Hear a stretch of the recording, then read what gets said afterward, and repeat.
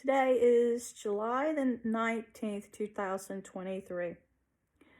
Well, I'm one of these people that either I feel like I'm 100 years old in an old folks home, my life is uneventful, or there's so many horrifying things going on in my life that no one has ever heard of.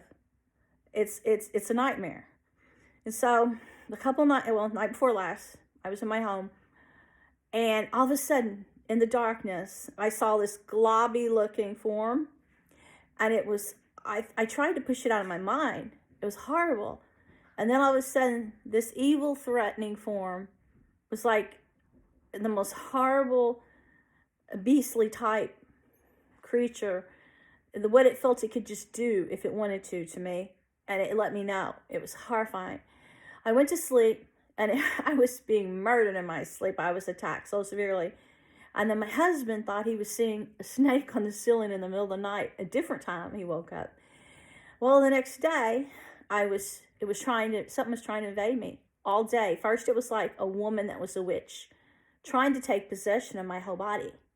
And then this thing was trying to overpower my soul. So I had to go get a test done at the hospital to see if that had given me a stroke, the same group, same creature, a few days before. And while I was there, I had to go to the parking garage where I parked. Well, it was downtown. And there's like 4 parking garages around the hospital that look the same. And I went out a different door than I went in. And so I went to the first parking garage wrong. And then it was the opposite side of the building, same design. And as I'm walking along the side, the thing is trying to get into my mind. And then I just start to walk off to the edge.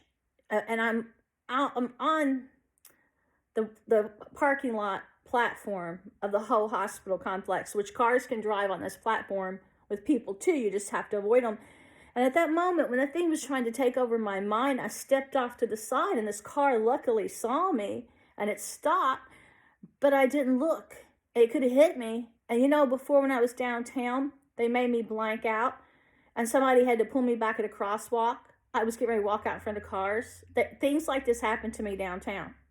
So then after that happened, one day, one time only, was Kentucky Derby Thunder over Louisville event.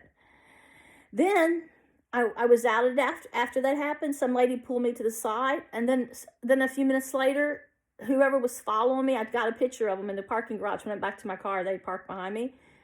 The next crosswalk, they made me wait for a light on one side of the road, but the crosswalk that goes to where I was going is on the next street.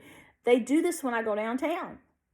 And so it felt like something was trying to get in. And then I prayed, and I totally overpowered.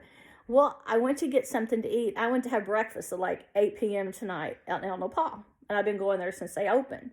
And the owners before, I took pictures of the owner and a couple of his employees, and he liked them, and he wanted copies. So they know me there. Years I go there all the time, on the paw. So I walk in the door, and I'm getting ready. I looked at the host. I'm getting ready to be seated, and the owner is to the left at the cash register. And he went to greet me. He was real happy. And then he comes up to me all happy to see me, and he stares at my face like that, and he goes, like he's seen a ghost. And I was like, what is wrong? Why is he doing this? And he's just wondering, are you okay? And I'm like, yeah. So then I go sit down. Well, there's this waiter that always likes to sit with me sometime, and he doesn't have much money. So a lot of times I'll get the shrimp fajita, and then I'll split it with him. If any of the waiters want something to eat, because they don't get free meals and they have families to support. And this guy is a real lonely kind of guy, real loner. And so we don't ever keep in touch outside the restaurant or nothing. He goes to sit at my table for a minute, and then he stares at me, and then he's always friendly, but he's like, what happened? And I said, what do you mean what happened? He goes, your eyes, your face. And I'm like, is something wrong with my face? Yes. He goes, what's wrong with your right eye? What's wrong with your right eye? I said, well, I'm going blind. So I said, it's evil spirits. I said, they're making me go blind. He goes, what's wrong with your face? And I said, is something wrong with my face? Really? Are you just saying this? He goes, you look sick. And I thought maybe I'm not understanding his language very well, Mexican. I said,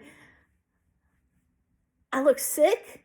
You mean I really look sick? He goes, yes, you look sick. So the only thing I could think of when I got home, because I asked my husband, I said, Bob, do I look really sick? Is something wrong with my right eye? He goes, it was in the dark a while ago. He was watching TV. It was dim lit. He goes, I can't see it. I said, yeah, but two of these men saw it, and they've never said anything before. It was one of the waiters that told me this. He had woke up one night hemorrhaging, his aorta ruptured in his sleep. He was in the hospital for a couple months, and he just got well. And I'm thinking, I know what it is. I felt so drained when that force, I think, was trying to get in me. I felt like it just kind of wiped me out, just kind of just. So Mexicans, they have Mayan art everywhere. They're a deep culture. And I'm just questioning to myself, was it, perhaps possession?